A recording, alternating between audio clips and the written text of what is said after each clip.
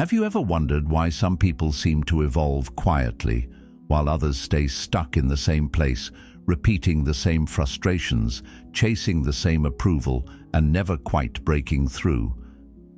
Here's the truth most people miss.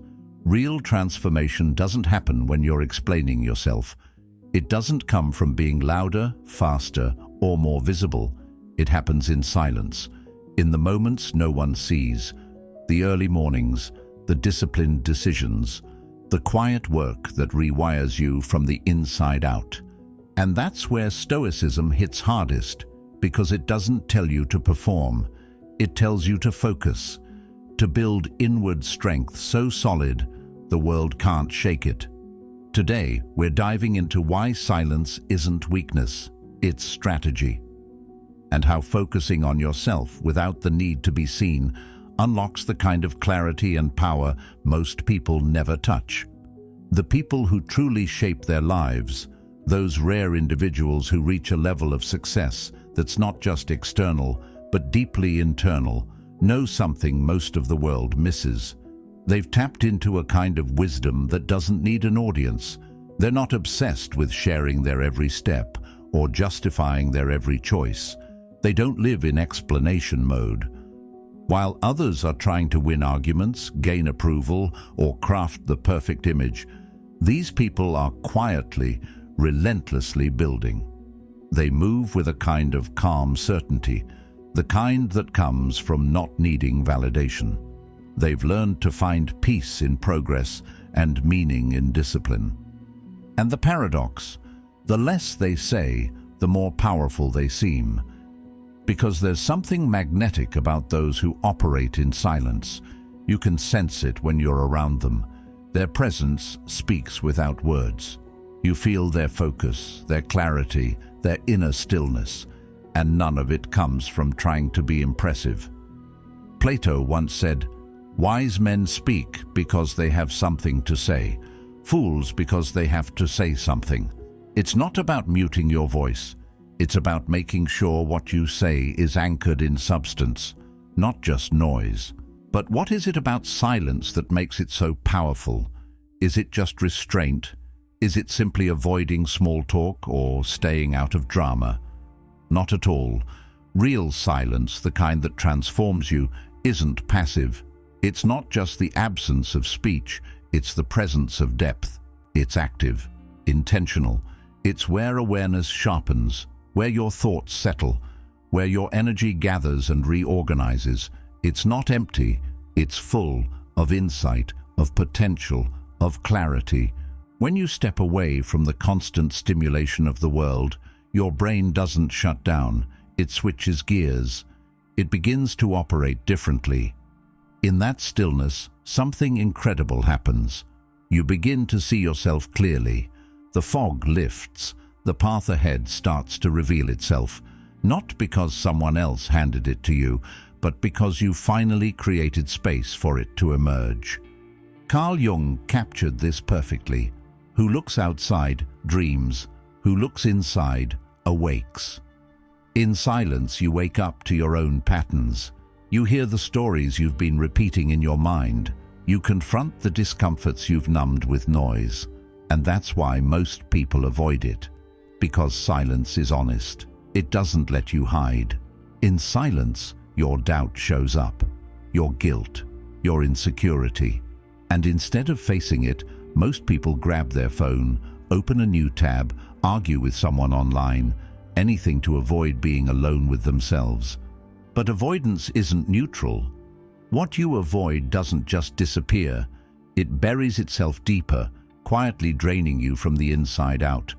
It fragments your focus. It whispers confusion into your decisions.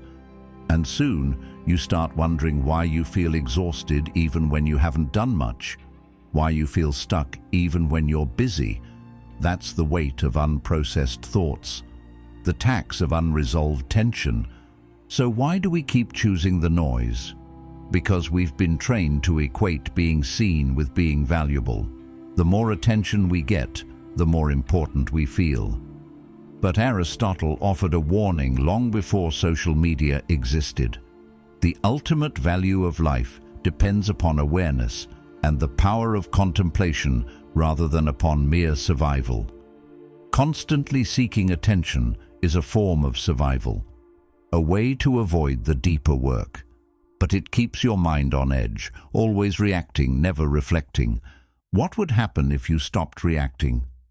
If you stopped explaining yourself and just moved with quiet confidence? What if you observed more than you spoke, acted more than you posted? You'd save energy. You'd reclaim the mental bandwidth that's been slowly leaking from 1,000 trivial interactions.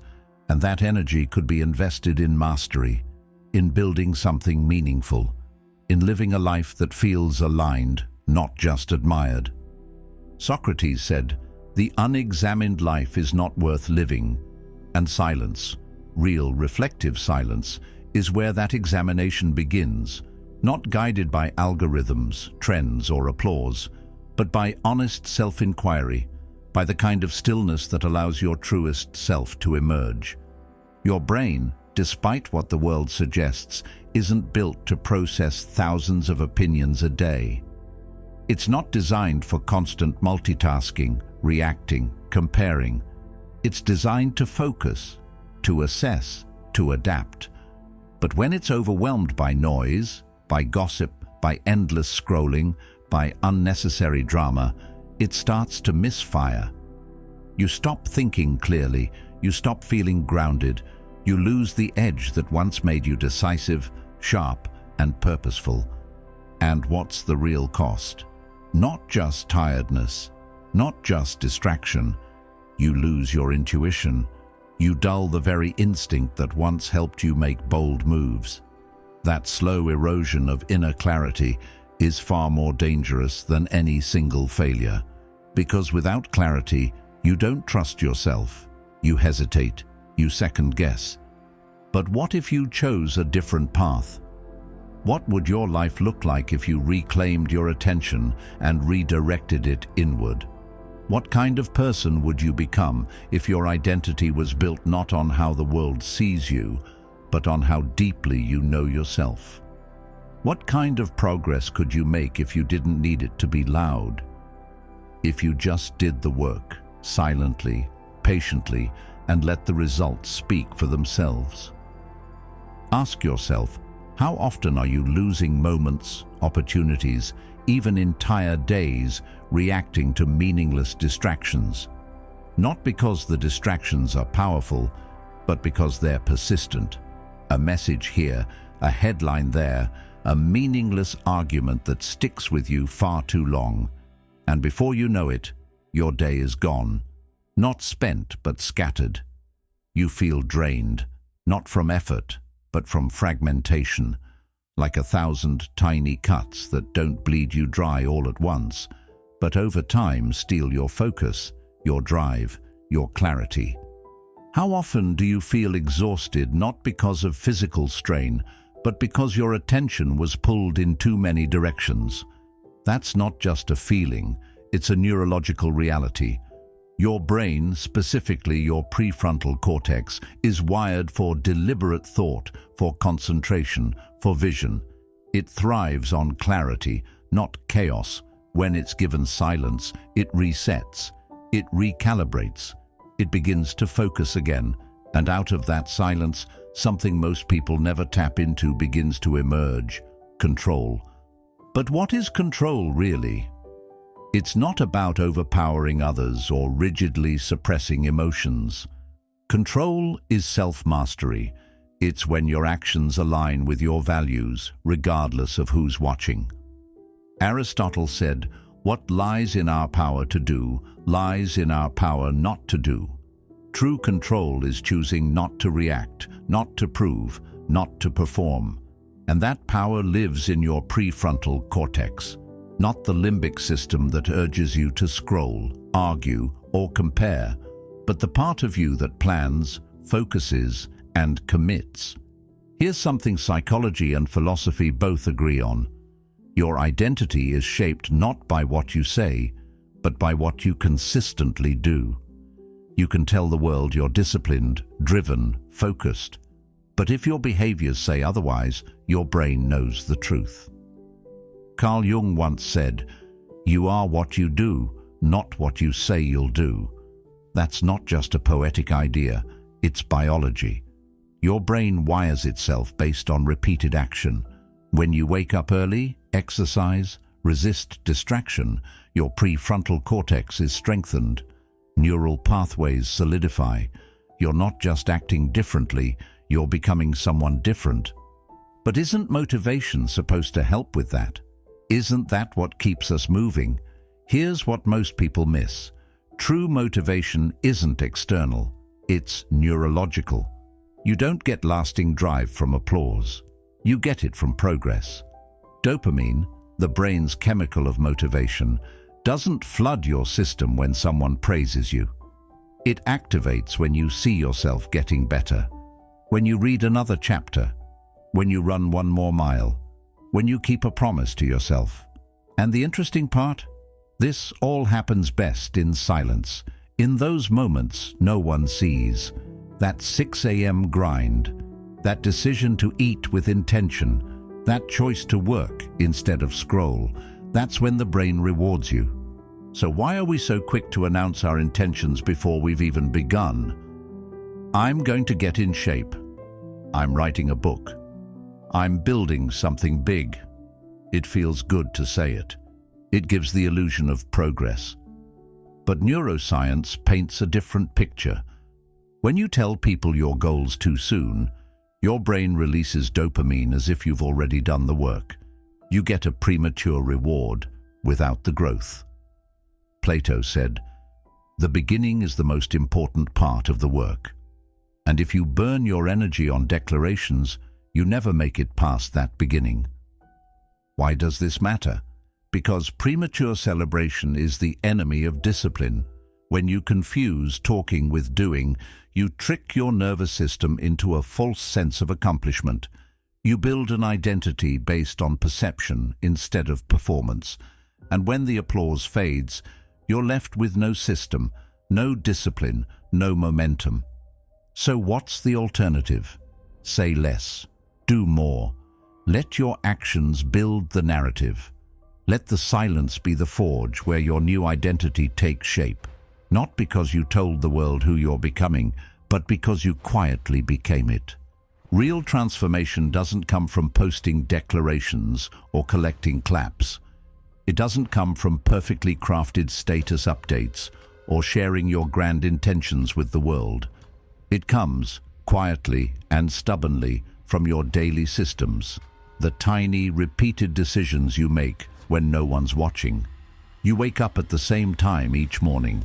You show up to your workout not because someone's tracking you, but because you said you would. You open that book, you sit with that project, you resist the scroll, and in doing so, you slowly rewire your brain. Not in some abstract, symbolic way, literally. Your neural pathways shift. You create new circuits of discipline, focus, and drive. And what the world eventually sees as change is just the byproduct of the consistency they never noticed. Why is it that people only notice transformation once it's already happened? Because growth is mostly invisible. It happens in the early mornings, in the late nights, in the decision to try again when you could have quit. The world loves results, but it's blind to process. And here's where it gets uncomfortable. Real growth doesn't just separate you from old habits, it separates you from old versions of yourself, from people who are still attached to those versions. So what happens when your actions start to shift, but your environment doesn't? That's when the friction begins. The people closest to you, friends, family, co-workers, they start to question. Not necessarily out of malice, but out of discomfort. Your evolution disrupts their comfort zone. It challenges the fixed image they've held of you. As Carl Jung observed, the most terrifying thing is to accept oneself completely. And by stepping into a new self, you're forcing others to reconsider who you are, and maybe who they are too. Can you handle that? Can you remain silent in the face of confusion, criticism, or even mockery? Can you walk your path without needing applause for each step? Because if you can, something rare and powerful happens. You stop needing permission. You stop waiting to be understood. And in doing so, you become internally untouchable. You develop a kind of resilience that isn't reactive, it's rooted. Not because you never feel doubt, but because you've trained yourself to keep moving forward in the silence, despite it. This is what Stoic philosophers meant by strength of character. Marcus Aurelius wrote, "Waste no more time arguing what a good man should be one." There's no need to advertise who you're becoming, no need to justify your standards or narrate your discipline.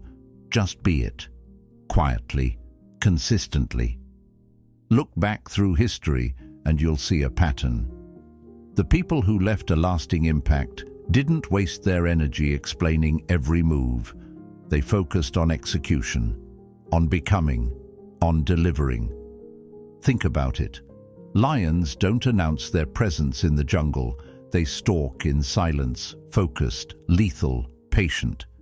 Surgeons don't yell during an operation. They move precisely, attentively, every gesture deliberate. Their silence isn't absence, it's presence. Complete, focused, immersive presence. So what if your silence isn't a void but a signal? What if it's not a lack of expression but the highest form of discipline? The kind that doesn't beg to be seen because it already knows its value. The kind that doesn't chase applause because its reward is the quiet momentum building beneath the surface. That's the kind of silence that transforms.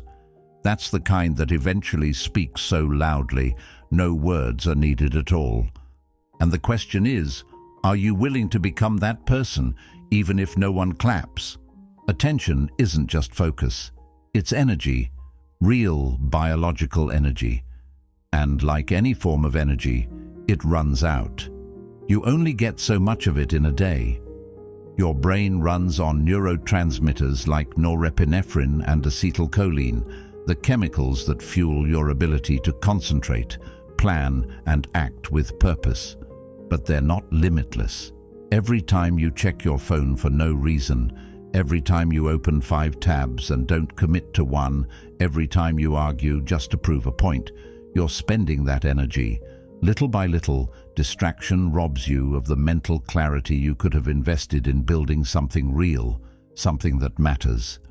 How often do we give away our best hours to things that don't feed us, that don't challenge us, grow us, or move us forward? It's almost automatic. But what if you chose silence instead? What if, in a moment of temptation, you paused, not out of avoidance, but as an act of power? That pause is everything, because when you choose silence, you're choosing clarity. You give your brain the breathing room it desperately needs to start operating from a place of strategy instead of stress. You allow your mind's deeper layers, those responsible for long-term thinking, creativity, and identity formation, to step in and lead. And here's the irony. Silence may look still from the outside, but internally, it's anything but. It's alive, it's dynamic, it's a battleground of thought and emotion. Sitting in silence isn't passive, it's an act of courage. Why? Because silence forces you to face what most of us spend our lives avoiding: ourselves, our doubts, our unprocessed pain. The stories we've been telling ourselves for years, but never questioned.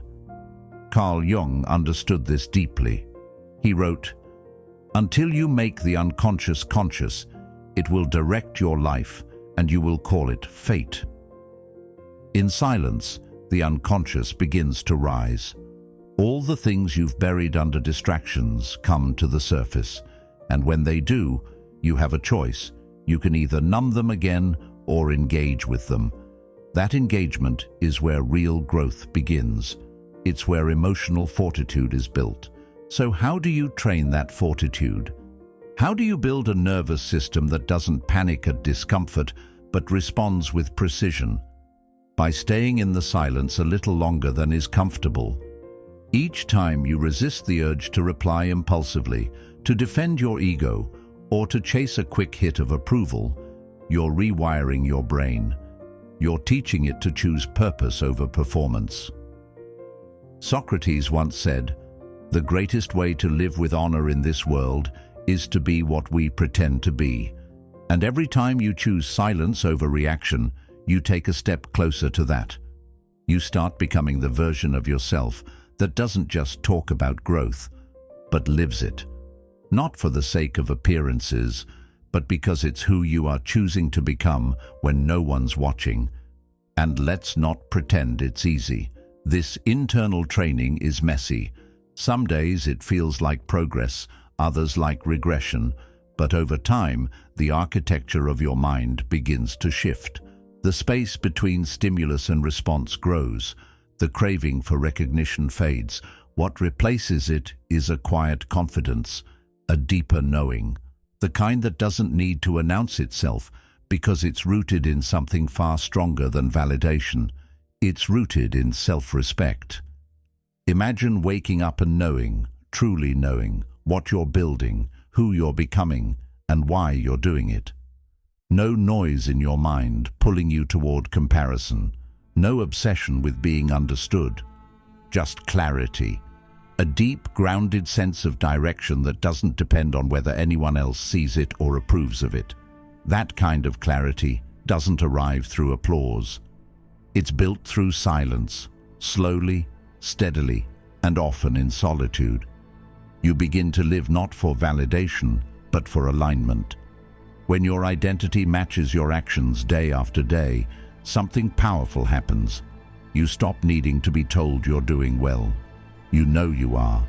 Why is that so hard for most people to access? Because we've been taught to chase visibility instead of mastery, to broadcast effort rather than embody it. But here's what neuroscience and philosophy agree on. Your brain doesn't build identity from what you say, it builds it from what you do.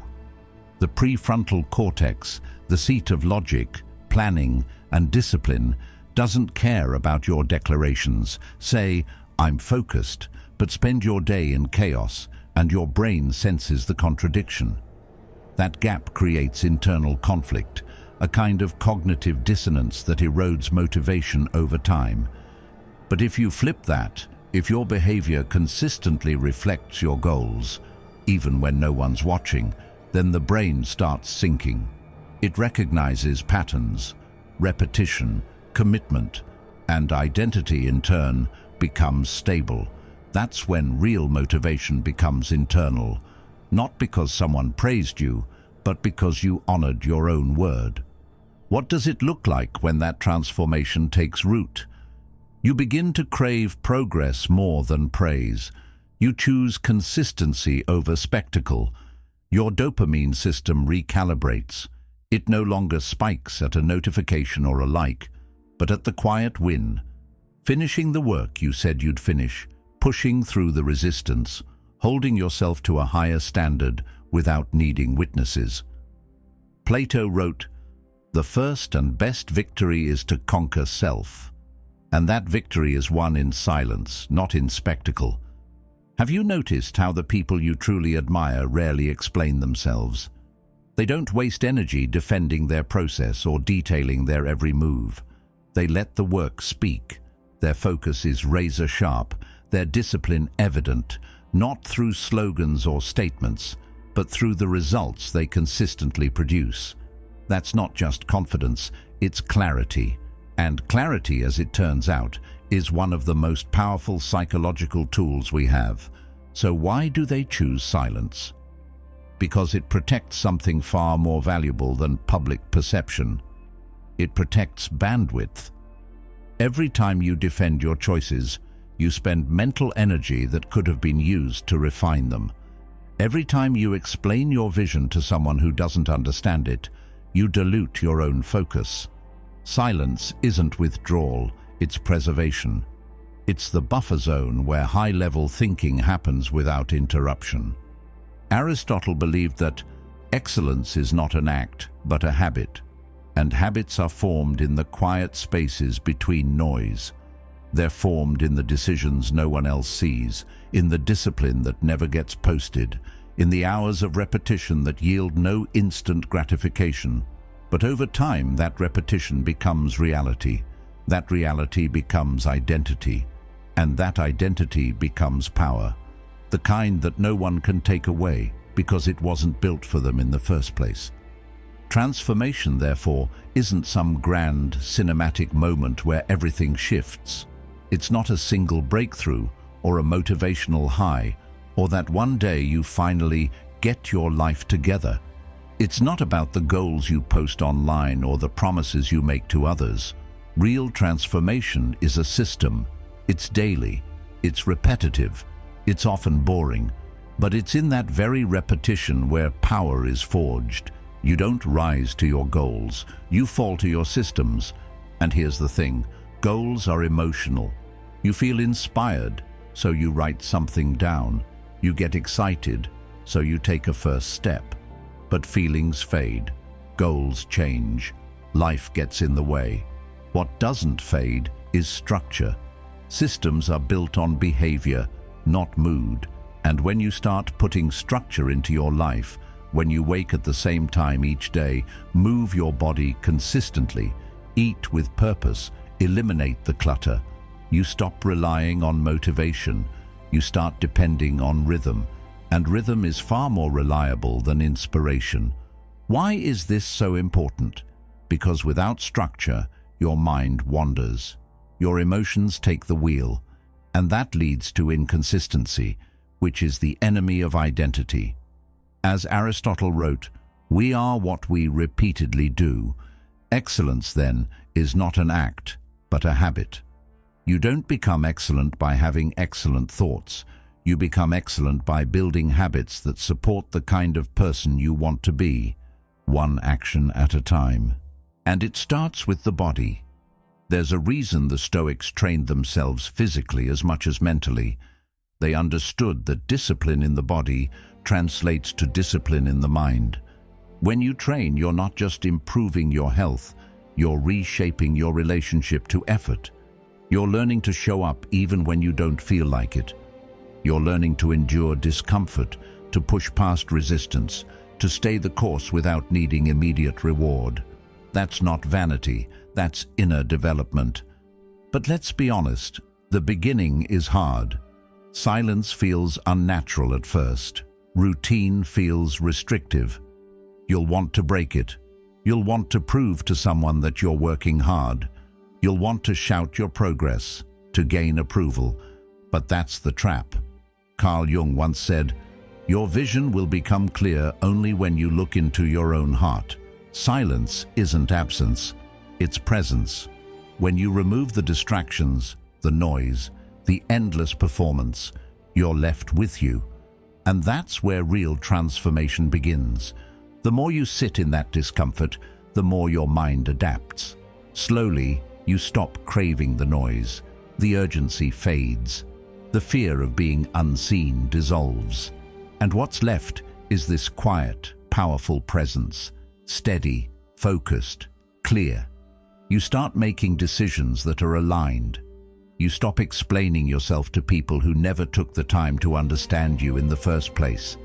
You walk your path, not because people are watching, but because it's your path. Have you ever noticed that the people who carry real gravity in a room are often the quietest? It's not about charisma, it's about coherence. They aren't fragmented, they aren't performing. They've done the internal work, and it shows. They've chosen silence, not as withdrawal, but as refinement, as control. Socrates believed that the secret of change is to focus all of your energy not on fighting the old, but on building the new. That's exactly what silence allows. Eventually, your quiet consistency becomes impossible to ignore, but by then, the recognition won't matter. You'll already be living from a place of internal reward. You won't need applause to know you're on the right path. The peace you feel, the strength you carry, the clarity you protect, that will be your reward. And no one can take that from you, because it wasn't given to you by the world. It was earned in silence. And in the end, that's what real transformation looks like. Not loud, not dramatic, but steady, rooted, deliberate, built from the inside out. Silence isn't weakness. It's where real strength begins. It's in those quiet moments, when no one's watching, that you shape the version of yourself the world eventually can't ignore. You don't need to announce every step. Just keep taking them. Keep showing up. The results will speak when the time is right. Thanks for being a part of Stoic Journal. Stay steady, stay focused. And when you're ready, come back. We'll be right here.